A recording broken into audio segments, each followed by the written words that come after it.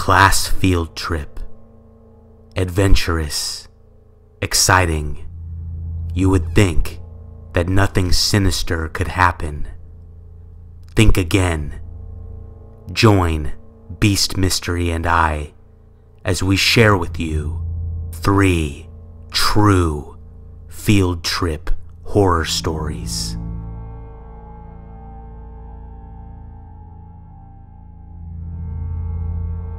Hello everyone.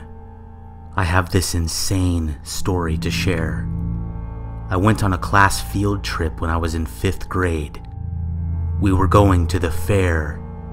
There were some parents chaperoning, and somehow I wound up riding to the fair with my friend Josh's dad and another guy in our class named Steven.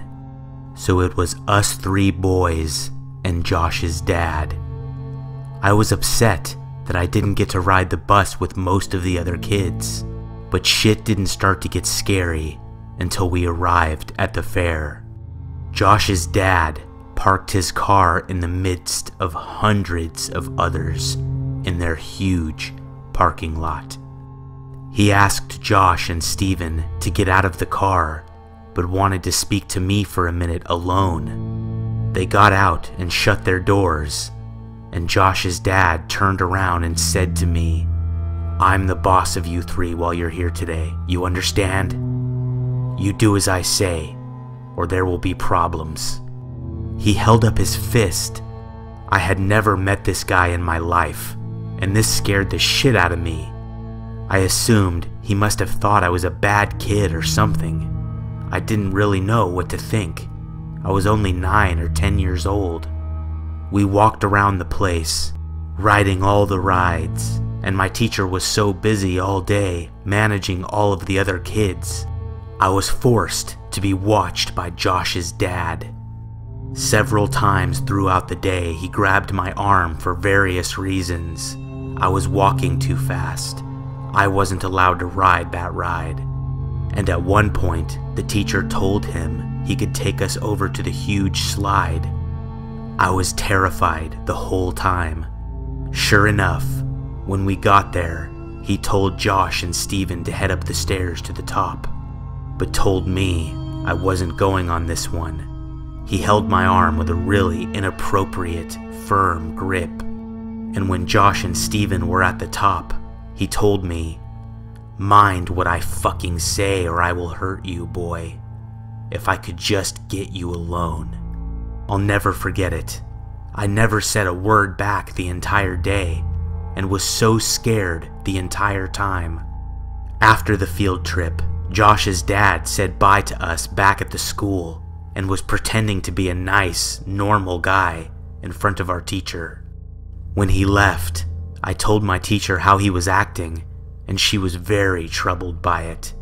She told me to go back to my desk, and when I got home later, I told my parents too. My dad went berserk and called the school. That's really all that became of it to my knowledge. I never saw Josh's dad again. I've wondered for years what he meant when he said if he could only get me alone. What did he want to do?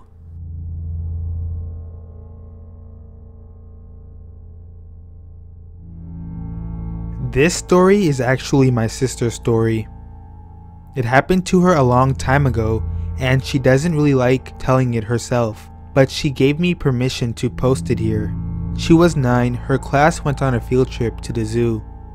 She has told me several times that she doesn't remember anything except this traumatic incident. At some point on the field trip, a man coaxed her away from her class with the promise of a handheld TV he no longer wanted. He told her to go into the girls' bathroom and she would find it in the stall against the wall. Once she was in there, she went to the handicap stall against the wall and was checking under the toilet when the man appeared behind her and locked the stall door. She says she started to cry as the man told her there was no TV. She has told me that even at the young age, she knew that she was in danger. Before the man could do anything, a woman came into the bathroom and heard her crying. The woman peered through the crack and saw her as the man leaned his body against the wall out of sight. The woman then told her to unlock the door, and she did. When the door was open, the woman saw the man and quickly got my sister out of there. As soon as they went outside, the woman saw an employee and went over to him, asking him to call the police. Unfortunately, when the woman approached the employee, she gave the man time to exit the bathroom. It turned into a huge scene and police appeared all over the zoo, looking for the man. My sister and the rest of the kids left the zoo early because of the situation, and we never found out if the guy was caught. The creepiest part of her story is she says she's fairly sure the man was wearing the same outfit as the employees of the zoo.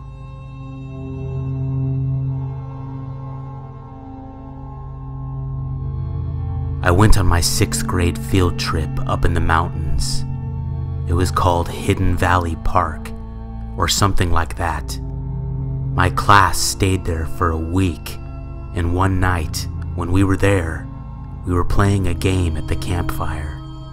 I can't remember exactly what the game entailed, but at some point during the game, I had to get up in front of all the students and impersonate what I thought a leopard would sound like.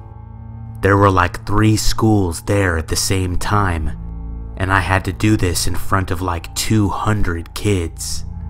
Being an 11-year-old girl at the time, I was so embarrassed.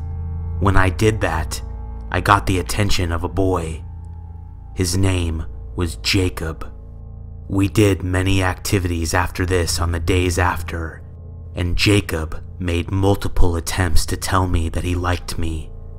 He asked other people to tell me, and twice he came up to me himself and told me he liked me.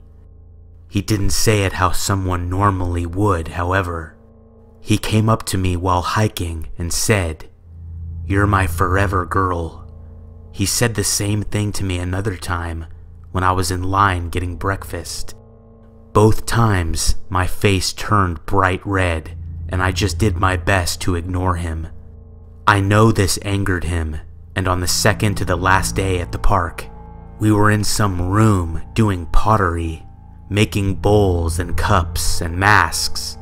In the back of the room were these big double doors that led to a hallway, and on the end of each side of the hallway was an exit to the side of the long building we were in.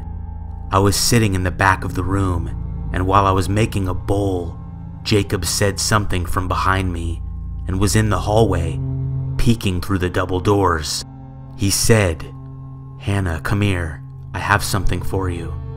I wasn't stupid, and of course I didn't go back there with him. I ignored him to the best of my ability, but it scared me that he was in the hallway right behind me, and I know he shouldn't have been there.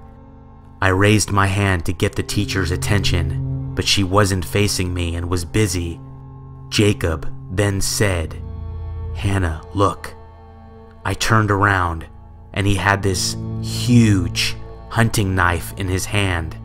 He must have stolen it from somebody at the park. This knife was the biggest I had ever seen at that age. He held it up and smiled, telling me to go back there with him. After seeing that, I got up and told the teacher he was back there. He ran away, but he did get in trouble shortly after when the counselors caught him, and he had that huge knife still on him, hidden somewhere in his clothes. I'm pretty certain they called his parents, and because he didn't go to my school, I didn't see him again until years later, when I had already graduated high school. I saw him in a grocery store. He didn't recognize me, I don't think, but I knew right away that it was him. He looked even more scary and troubled than when he was a kid. I saw him smile at the checker at the counter. It was the same insane, creepy smile that he gave me that day on our field trip.